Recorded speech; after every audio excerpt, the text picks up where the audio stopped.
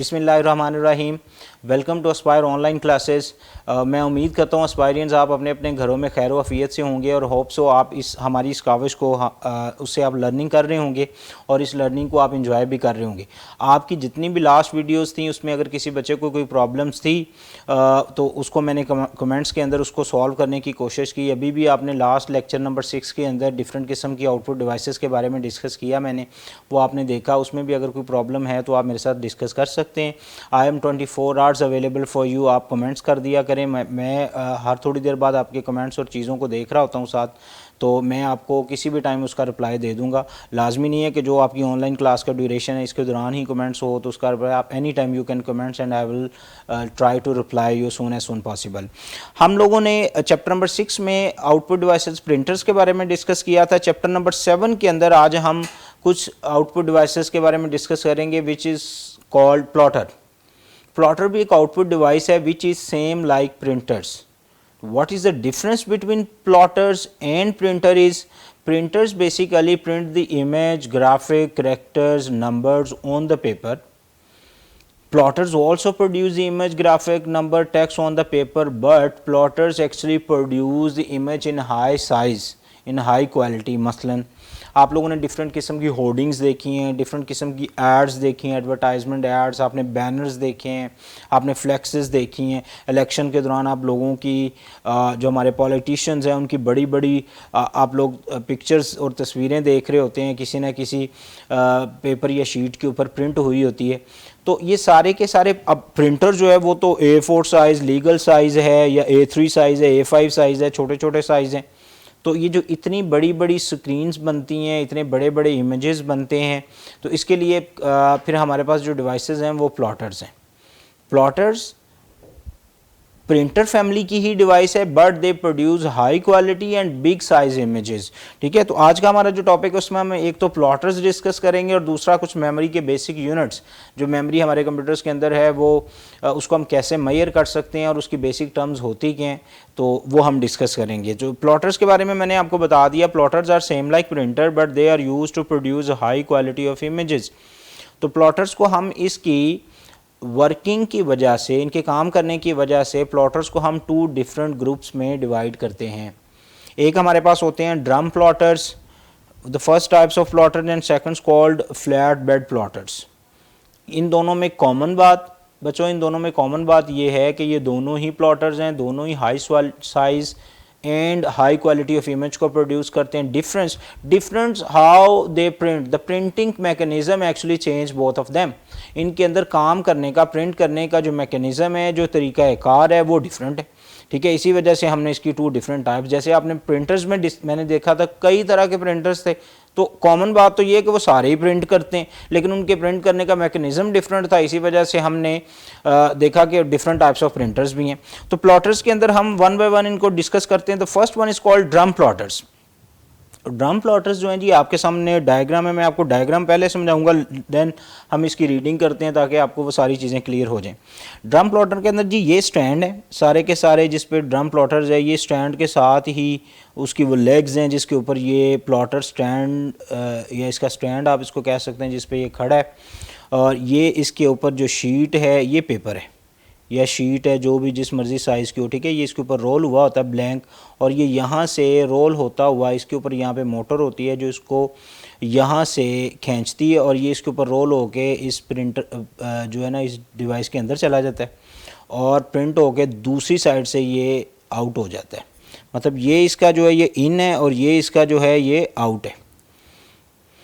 हो क्या रहा है जी, ये जो प्लॉटर्स है ये शीट इसके यहाँ पे बिल्कुल यहाँ पे इसके लगे हुए हैं जी ड्रम के अंदर पिन्स, ये सारी स्लॉट पिन्स की है। और ये पिन्स कर क्या रही हैं, ये पिन्स बेसिकली आने वाले जो ब्लैंक शीट है जो भी इसके अंदर आ रही है उसके ऊपर इमेज प्रोड्यूस कर रही हैं। ठीक है, रोटेट हो रही हैं ऐसे और इमेज प्रोड्यूस कर रही हैं। नॉर्मली ये आप लोगों ने कपड़े की प्रिंटिंग, लॉन प्रिंटिंग जो आप लोग देखते हैं फैक्ट्रीज़ के अंदर, तो उसके अंदर ये प्लॉटर्स यूज़ किए जाते हैं। बिल्कुल ब्लैंक शीट इन होती है, आगे उसके वो आर्म्स लगे हुए हैं ये वाले, वो उसके ऊपर जो आर्म्स हैं, जो पेन्स हैं इसके ऊपर वो सारे उसकी सारे के सारे पेन्स या pins even you can say, ठीक है। आप इसको कुछ भी, या पॉइंट आप इसको कह सकते हैं, आप इनको इवेंट्स को ये कह सकते हैं। जैसे आप लोगों ने प्रिंटर्स के अंदर डिस्कस किया था कि जनाब वो छोटी सी डिवाइस है, छोटा सा वो ड्रम है या कैटरिज है जिसके अंदर इंक है। तो इसमें भी ये जो इतनी बड़ी मशीन है इसके अंदर डिफरेंट किस्म की इंक्स लगी हैं, डिफरेंट किस्म के जो पैटर्न्स फिल करने के लिए फिलर्स लगे हुए हैं। वो सारे के सारे ये शीट, ये वो पेन्स, वो उस पेन्स के ऊपर ऐसे इमेज प्रोड्यूस कर रहे होते हैं, ठीक है। और वो शीट उसके अंदर इन होती जा रही है, वो अपनी जगह पे स्ट्रेट खड़े हैं, शीट मूव कर रही है और इमेज प्रोड्यूस हो रहा होता है। इधर से ये शीट अंदर गई, यहाँ पे इमेज प्रोड्यूस हुआ, इधर से ये शीट ड्राई हो गई, क्योंकि इसके अंदर ड्रायर भी है। अगर वो शीट वैसे ही बाहर आ जाए तो वो सारा इमेज जो होता है या जो भी पैच उसके ऊपर बना हुआ है वो सारा आपस में मिक्स हो और सारी शीट ख़राब हो जाए, सारा कपड़ा ख़राब हो जाए, सारी जो भी फ्लैक्स बनी है वो फ्लैक्स ख़राब हो जाए। तो उसको ड्राई करके यहाँ से आउट कर देते हैं और आगे से उसकी रोलिंग हो रही होती है, या ड्राई होके आगे से जो भी उसका जो ऑपरेटर खड़ा है वो उसको हैंडल कर रहा होता है। तो ये होते हैं जी ड्रम प्लॉटर्स, ठीक है। ड्रम प्लॉटर्स, पेन प्लॉटर्स, ठीक है, ये क्या करते हैं, wrap the papers around a drum, ठीक है। ये जो ड्रम है इसके ऊपर पेपर रैप हुआ हुआ है, रोल हुआ हुआ है, और ये लेट्स सपोज मैं इसके ऊपर शीट रोल कर दूं और ये मेरे पास, अब मैं इस पे इमेज प्रोड्यूस कर रहा हूँ और ये रोलिंग हो रही है, पेपर यहाँ से आई जा रहा है, उस पर इमेज बन रहा है और वो पेपर आगे मूव करी जा रहा है, ठीक है। और ये अपनी जगह पर, ये बिल्कुल यही इमेज है, ये पेपर है, ये रोलिंग है, यहाँ से इमेज आ रहा है और यहाँ से आउट होके बाहर आ रहा है। और drum turns the produce and directions of the plots and then pens move the provided the others. The plotters was the first output device to print graphicals and large engineering drawings, ठीक है। ये ग्राफिकल्स और engineering drawings और even जो कपड़ा है, जो sign board है, जो भी जो शीट है उसके ऊपर इमेज और ये ड्राइंग और इस तरह की सारी चीज़ें प्रिंट करने के लिए ये यूज़ होती हैं। ये मैं होप सो आप लोगों को ड्रम प्लॉटर क्लियर हो गया होगा। अगर किसी को कोई चीज़ कंफ्यूज कर रही है तो आप मुझे कमेंट्स कर सकते हैं, क्वेश्चन पूछ सकते हैं, मैं आपको वहाँ पे इसका और कोशिश करूँगा कि आप लोगों को इसको और एक्सप्लेन कर दूँ और आपकी जो भी प्रॉब्लम है उसको हम सॉल्व कर लें। उसके बाद बेटा हमारे पास जो सेकेंड टाइप्स है वो है फ्लैट बेड। अब flat bed is the same like drum plotters, काम वही है, size big size, high quality, but difference क्या है? डिफरेंस अगर आप देखें मैकेनिज्म का, यहाँ पे पेपर्स की रोलिंग की बात हो रही है, पेपर रोल हो रहा है, रोल होके मूव कर रहा है। यहाँ पे पेपर अगर आप गौर करें तो ये आपके पास आ गया जी ड्रम, और ये ड्रम वेरी करता है, मतलब एडजस्टेबल है, इतना ड्रम उससे ये आप इसको वेरी कर सकते अकॉर्डिंग टू योर नीड्स। ये हमारे पास शीट है, ये स्टैंड है इसका, ये शीट है, ये शीट इसके ऊपर जा रही है और इधर से ये रोल होके आउट हो रही होती है। ये इसके आर्म्स हैं, ठीक है, ये शीट, ये बेड, ये आर्म, ये इसके ऊपर पेन है। ये पेन मल्टीपल कलर्स के होते हैं, कलर वैक्सेस होती हैं, और ये मल्टीपल कलर्स होते हैं, ये ड्रॉ कर रहे हैं, ये इमेज इसके ऊपर ऐसे इमेज बना रहे हैं, ठीक है। ये जो है ना ये मूव करता रहता है, मतलब ये इधर तक भी जाएगा, इधर तक भी जाएगा, ये दोनों साइडों से ऐसे मूव करता रहता है। और इसके अंदर इंक है, इंक जो है वो इसके ऊपर इमेज प्रोड्यूस कर रही है। ये शीट है, शीट इन हुई जा रही है, उसके ऊपर पूरा का पूरा इमेज प्रोड्यूस हो रहा है और उसके बाद शीट अगली साइड से आउट हो रही होती है। समटाइम पूरी ड्राइंग ये कंप्लीट होने के बाद इसको कट कर लिया जाता है, जो भी साइज़ होता है उस हिसाब से। समटाइम ये अगली साइड पे रैप भी हो रही होती है, इट्स डिपेंड, ठीक है। अगर आपने एक तरह की प्रिंटिंग मैक्सिमम लेंथ या कपड़े पे या किसी चीज़ पे करनी है तो फिर रैपिंग ज़रूरी होती है। अच्छा, फ्लैट बेड्स जो हैं ये कंप्यूटराइज्ड प्लॉटर्स हैं that work by using an arms, ठीक है। This one is actually called arms, इसको आर्म्स का नाम लिया, जैसे ये ब्लेड, ये पेपर, ये आर्म्स, ठीक है। ये आगे use an arm that move the pen over the paper rather than having a paper move under the arms with our drum plotters, ठीक है। अगर आप ड्रम में देखें तो उसमें पेपर रैप है, रैप होके वो उसके अंदर इन हो रहा है और इन होके इमेज प्रोड्यूस कर रहा है। इसमें पूरा पेपर हमने पूरे, ये बेड है, इस पूरे बेड के ऊपर शीट ऐसे बिछा दी और उसके ऊपर आर्म्स हैं, आर्म्स उसके ऊपर जैसे आप पेन से किसी चार्ट के ऊपर कोई इमेज कोई चीज़ ड्रॉ कर रहे होते हैं, ठीक है, वो सारा काम कर सकते होते हैं। तो ये आप लोगों के पास आगे जी टू टाइप्स ऑफ प्लॉटर्स। एक तीसरी टाइप भी है प्लॉटर्स की, आपके सिलेबस में नहीं है बट मैं आपके जनरल नॉलेज के लिए उसको बता दूँ। उसको हम कहते हैं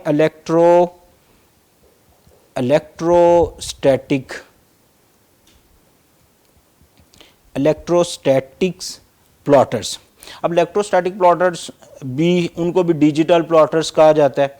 उसके इमेज जो बनता है, जो भी बनता है उसके अंदर वो नेगेटिव पॉजिटिव इंक और मैग्नेटिक इंक और वो सारा कॉन्सेप्ट्स है, ठीक है, वो भी इमेज प्रोड्यूस करते हैं। इसको आपने बिल्कुल ये समझ लें कि आपकी असाइनमेंट्स है, आपने इसको इलेक्ट्रोस्टैटिक प्लॉटर्स को भी पढ़ना है, ठीक है। तो होप सो आपको प्लॉटर्स का जो कॉन्सेप्ट है वो क्लियर हो गया होगा। उसके बाद हमारे पास जो वेरी नेक्स्ट है वो आगे हमारे पास मेमोरी यूनिट्स। आपको पता है आपने कंप्यूटर्स के अंदर इंटरनल मेमोरी, एक्सटर्नल मेमोरी के बारे में अगर प्रीवियस क्लासेस में पढ़ा है, लेकिन अगर नहीं तो अभी हम इंशाल्लाह अभी चैप्टर नंबर 1 के अंदर इसका जो बेसिक्स कॉन्सेप्ट्स है वो पढ़ रहे हैं। आगे चल के हम चैप्टर नंबर 5 के अंदर इसकी कुछ डिटेल्स भी हैं, जैसे मेमोरी, इंटरनल मेमोरी क्या है और क्यों काम कर रही होती है, एक्सटर्नल मेमोरी क्या है और कैसे काम कर रही होती है। लेकिन इन तमाम चीज़ों को अंडरस्टैंड करने के लिए आपको मेमोरी को मेजर करने के यूनिट्स पता हों। मसलन आप मार्केट से कोई भी चीज़ लेने जाते हैं, परचेज़ करने जाते हैं, and you guys already learn the units. आप कभी जाके किसी जनरल स्टोर पे आपने कहा जी 2 लीटर मुझे चीनी दे दें, आप इस तरह का कभी भी सवाल नहीं करेंगे। या आप उसे कहें जी मुझे 1 किलो जो है वो पेट्रोल दे दें, ठीक है, या मुझे डीज़ल दे दें। आप किसी शॉप, किसी पर तो जो चीज़, जो भी object you want to purchase, आप उसका स्केल, उसका यूनिट जानते हैं। इसी तरह जब कभी भी आप कंप्यूटर्स के अंदर बात करेंगे तो कंप्यूटर्स की अपनी मेमोरी और मेमोरी के यूनिट्स हैं। मतलब आप कहते हैं जी मेरा जो कंप्यूटर वो ज़्यादा महंगा है जी, क्या जी उसके अंदर जी 1 TB 1000 GB लगी हुई है। तो कोई कहता है जी मेरा कंप्यूटर ज़्यादा महंगा है, उसके अंदर 100 MBs लगी हुई है। तो आप कहेंगे भाई MBs तो बहुत छोटा होता है, तो GBs तो बहुत बड़ा है। क्यों? क्योंकि because you guys are much familiars with the memory units, तो then you can discuss more about it. ठीक है, आपको फिर पता चल सकता है कि इसका मतलब ज़्यादा मेमोरी है, इसका मतलब कम मेमोरी। तो वो आज हम बेटा पढ़ेंगे। ये बेसिक सा कॉन्सेप्ट है, क्योंकि आगे हमने मेमोरी पढ़नी है अगले चैप्टर्स में, तो इसीलिए हम उसके यूनिट्स को पहले डिस्कस करते हैं। तो मेमोरी का जो यूनिट है, सबसे पहला यूनिट मैं आपको बता दूं, अगर ये वाली अगर हम स्लाइड देखें तो इसमें वो यूनिट्स हैं जी। सबसे छोटा यूनिट बिट है। मैं इसको एक्सप्लेन करता हूँ। उसके बाद बाइट्स हैं, उसके बाद किलो बाइट्स हैं। ठीक है, इसको बेहतर है ऐसे लिख लिया जाए। उसके बाद आप लोगों के पास आ गए मेगा बाइट्स, उसके बाद आप लोगों के पास आ गए गीगा बाइट्स, उसके बाद आप लोगों के पास आ गए टेरा बाइट्स। ठीक है, TBs। और इससे आगे भी हैं एक्साबाइट, पीटाबाइट, एक्साबाइट। ठीक है, वो फर्दर भी हैं लेकिन वो सिलेबस में नहीं है, तो मैं बस जस्ट आपको हिंट देता हूँ कि आप इसको मज़ीद इसकी स्टडी कर सकते हैं। बट हमारा जो अभी कॉन्सेप्ट है वो इतना ही है। ठीक है जी, तो इनको हम 1 बाय 1 देखते हैं। सबसे पहला जो मेमोरी का यूनिट आ गया वो आ गया बिट एंड बाइट। ये बहुत कन्फ्यूज़ करते हैं। जो बिट है वो सबसे छोटा यूनिट होता है। This one is called actually bit. ठीक है, यहाँ पे 1 0 1 1 इसको हम एक बिट कहते हैं। और अगर आप 8 बिट 1 2 3 4 5 6 7 8 बिट इकट्ठे कर लें, अगर आप इसको 8 बिट इकट्ठे कर लें तो 8 बिट्स जो होंगे बिट्स वो मिलके बनेगा 1 बाइट। ठीक है, यहाँ पे मैंने लिखा भी है 1 बाइट जो होता है वो कलेक्शन ऑफ 8 बिट्स होती हैं, कलेक्शंस ऑफ 8 बिट्स। ये आपके पास आ गया। Everything in the computer has zeros and ones. You guys are must familiar, आपने टर्म कई दफ़ा सुनी। क्यों? क्योंकि कंप्यूटर का जो CPU है वो आपको पता है बना हुआ है किससे? ट्रांजिस्टर से। और ट्रांजिस्टर जो होते हैं वो आपको पता है वो 2 ही तरह की लॉजिकल गेट से बने होते हैं, एंड और नॉट। तो बेसिकली ये लॉजिकल गेट्स होते हैं, ये 2 तरह की इनपुट लेते हैं, एक 0 एक 1। तो इसीलिए कंप्यूटर की जितनी टर्म्स भी हैं, बाइनरी लैंग्वेज कंप्यूटर अंडरस्टैंड करता है। चैप्टर 5 में आर्किटेक्चर ऑफ कंप्यूटर में इंशाल्लाह मैं आपको इसको मैक्सिमम एलेबोरेट करूँगा कि इसको हम 0 1s का ही कॉन्सेप्ट क्यों है। ठीक है, हर दफ़ा यही क्यों कहा जाता है computer understand 0s and 1s only. तो ये हमारे पास आगे bits. Everything in a computer as 0s and 1s। The bit store just 0 और 1। It is the smallest building blocks of storage. ये सबसे छोटा यूनिट, ये 0 या 1 डाटा जो होता है ये ब्लॉक है, और ये ब्लॉक मिल के ही मेमोरी बनी होती है। इसी तरह ये 1 बाइट जो होता है वो इसी की बिल्डिंग ब्लॉक से मिल के आप लोगों के पास 1 बाइट आ गया। It is the largest units of memory, यानी कि बाइट। आप कहेंगे सर अभी तो आप किलो बाइट्स की बात कर रहे थे, तो किलो बाइट्स या मेगा बाइट्स या गीगा बाइट्स जो हैं वो इसी की मल्टीप्लिकेशंस हैं। ठीक है, आप इनको मल्टीप्लाई करते जाएँ तो आगे यूनिट्स बढ़ते जाते हैं। ठीक है, तो सबसे छोटा बिट, उससे बड़ा बाइट, आगे सारी स्टोरी बाइट्स में ही है। Kilo bytes, mega bytes, giga bytes. ठीक है, वो तो फिर वो टर्म्स है ना, आप आगे लिखते हैं, लेकिन बात हमेशा बाइट्स की होगी। इसीलिए ये लिखा हुआ है the biggest unit is bytes and the smallest unit is bit. ठीक है, ये डिफरेंस समझ आ गया आपको? आगे चलते हैं। आगे हमारे पास आ गया जी, मैं ये आप लोगों को क्लियर कर दूं। 1 बाइट 8 बिट्स, उसके बाद ये यूनिट्स, ये आप लोगों के पास 1 बाइट है कोई एक, और ये सारा मिल के 8 बिट है। 8 बिट्स हैं और मिल के जो है ये 1 बाइट डाटा बना हुआ है। ऑलरेडी डिस्कस हो गया। आगे इसकी मेजरिंग के यूनिट्स हैं। आपके पास जो 1 बाइट होता है वो 8 बिट्स पे होता है। ओके, उसके बाद 1024 बाइट्स अगर आप इकट्ठे कर लें तो वो आपके पास 1 किलो बाइट्स आ गया। उसके बाद हमारे पास 1024 किलो बाइट्स आ गए, तो वो हमारे पास 1 मेगा बाइट्स आ गया। MB जिसको कहते हैं 1 MB। ठीक है, यहाँ पे आप लिखते जाएं साथ साथ 1 MB। सबसे पहले ये छोटा बिट उसके बाद ये बड़ा बाइट, ये 1 MB। उसके बाद आप लोगों के पास 1024 मेगाबाइट्स आ जाएँ तो आपके पास 1 गीगाबाइट, जिसको हम 1 GB कहते हैं। उसके बाद हमारे पास 1024 गीगाबाइट्स आ जाएँ तो हमारे पास आ जाता है 1 terabyte which is called 1 TB। ठीक है, तो ये मेमोरी बेसिक यूनिट्स है। अब आपको आइडिया हो गया होगा कि मेमोरी जो है उसको मेजर करना किस तरह है, मतलब किस तरह हम कहते हैं कि ये 1 GB है। तो आपसे पूछा जाएगा क्वेश्चन कैसे आएगा, क्वेश्चन ये आएगा, आपको कहा होगा जी 1 GB मेमोरी है, बताइए इसके अंदर कितने नंबर्स ऑफ बिट्स हैं। तो आपने रिवर्स मल्टीप्लिकेशन कर देनी है, मतलब आपसे 1 GB के बारे में पूछा तो 1024 MBs जो होते हैं वो 1 GB होता है। ठीक है, यहाँ पे आप लोगों के सामने लिखा हुआ 1 GB 1024 मेगाबाइट्स या MBs। तो इस तरह 1024 को मल्टीप्लाई कर देंगे आप इसके रिवर्स के साथ 1024 किलोबाइट, जो आंसर आएगा उसको मल्टीप्लाई कर देंगे 1024 बाइट्स के साथ, जो आंसर आएगा उसको मल्टीप्लाइड बाय कर देंगे 8, तो जो आंसर आएगा इतने नंबर्स ऑफ बिट्स होंगे आपके 1 GB के अंदर। ये एग्जांपल पेपर में आएगी और आपने इसको इसी तरह सॉल्व करना है। जो पॉइंट आपसे पूछा जाए आपने उससे रिवर्स मल्टीप्लिकेशन कर देनी है, सिंपल। ठीक है, और आपके पास जो आंसर आएगा वही numbers of bits and bytes होंगे। उसके बाद वर्ड्स है, वर्ड्स जो होते हैं जी ये साइज ऑफ रजिस्टर्स होते हैं, नॉर्मली 2 बाइट्स होते हैं। और सिंगल वर्ड जो होता है, ठीक है, ये आप लोगों के पास एक वर्ड है जिसको आप लोग 8 बिट या 1 बाइट भी कहते हैं। They can hold 16 bits of data. और इसी तरह अगर आप लोगों के पास डबल वर्ड आ जाए तो आप कहते हैं ये 32 बिट्स ऑफ डाटा जो होता है उसको होल्ड कर सकते हैं। Word is also a units of memory. ये ज़्यादा कॉन्सेप्ट्स हम वहाँ डिस्कस करेंगे जब हम रजिस्टर्स पढ़ रहे होंगे चैप्टर नंबर 5 के अंदर, तो वहाँ पे इसका बहुत ज़्यादा यूज़ होता है, क्योंकि CPU के अंदर एक रजिस्टर एक टेम्परेरी मेमोरी होती है जो आने और जाने वाले डाटा को होल्ड कर रही होती है। ठीक है, तो आपके पास जो 1 गीगाबाइट हो गया वो 1024 मेगाबाइट, और 1024 मेगाबाइट्स को अगर आप MBs को अगर आप इकट्ठे करते हैं तो 1 गीगाबाइट, और 1024 गीगाबाइट्स को अगर आप इकट्ठे करते हैं तो हमारे पास बनता है 1 terabytes which is called 1 TB। Okay, तो ये आप लोगों के पास 1024 गीगाबाइट्स मिलके बन गए 1 टेराबाइट्स। तो ये तो वो बेसिक मेमोरी यूनिट्स हैं जो आपकी बुक्स में है, यहाँ पे आपने ऑलरेडी पढ़ना है, लेकिन मैं आपके साथ कुछ एक्स्ट्रा जो नॉलेज है वो भी शेयर कर दूँ, क्योंकि आज ये मेमोरी मार्केट में इन है। और होप सो जैसे ही आपका सिलेबस रिवाइज़ होगा और अगर ये मेमोरी यूनिट्स वाला कॉन्सेप्ट भी रिवाइज़ हुआ उसके अंदर, तो ये चीज़ें उसमें ऐड ऑन हो जाएंगी। अब 1024 टेराबाइट्स जो होते हैं वो आपके पास बनते हैं जी 1 पीटाबाइट। क्या कहते हैं इसको हम? 1 पीटाबाइट। ठीक है, and this one is called 1 PB। ठीक है, जैसे आप लोग 1 TB 1 GB इस तरह ये। और इससे एक आगे जो एक टर्म है वो 1024 PB अगर इकट्ठे हो जाएं तो हमारे पास बनता है 1 एक्साबाइट। ठीक है, इसको हेक्सा नहीं बोलना, ये एक्साबाइट है। ठीक है, इसको EB आप बोल सकते हैं। तो ये लेटेस्ट मेमोरी यूनिट्स है जिसको हम मार्केट में यूज़ करते हैं। अब अगर आपने कोई ड्राइव मार्केट से परचेज़ करनी है या कोई मेमोरी आप मार्केट से परचेज़ करने जा रहे हैं तो आप उसको ऐसे नहीं कहेंगे 1024 TBs की कोई ड्राइव दे दे, तो straight forward you can say कि 1 एक्साबाइट दे दें। तो ये कुछ मेमोरी के बेसिक यूनिट्स थे। फर्स्ट करो आपको क्वेश्चन आ जाता है जी, बताइए 1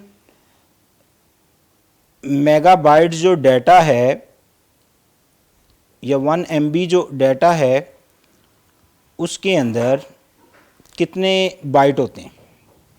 ठीक है जी, क्वेश्चन ये है कि बताइए 1 MBs ऑफ डाटा जो है इसके अंदर कितने बाइट हैं। ये वाला क्वेश्चन है, यहाँ आपने इसका आंसर सॉल्व करना है। तो मैंने आपको इसकी टर्म पहले भी समझाई है कि आपने रिवर्स मल्टीप्लिकेशन कर देनी। होप सो आप लोगों ने ये लेक्चर एंजॉय किया होगा, प्लॉटर्स का कॉन्सेप्ट आप लोगों को क्लियर हो गया होगा, मेमोरी के बेसिक यूनिट्स आपको क्लियर होंगे, वर्ड आपको क्लियर हो गया होगा, एंड मेमोरी अगर कन्वर्जन्स आ जाए कि मेमोरी बताएं जी बिट्स में कितने बाइट्स और बाइट्स में कितने बिट्स, तो वो कैसे करना है वो भी आप लोग इस एग्जांपल से आपको क्लियर होगा। फिर भी अगर आप लोगों को कोई चीज़ क्लियर नहीं हुई, you can comments down there and I will reply, and hope so आप लोगों को ये कॉन्सेप्ट्स क्लियर हैं। अपना बहुत सारा ख्याल रखिएगा। अल्लाह हाफिज़।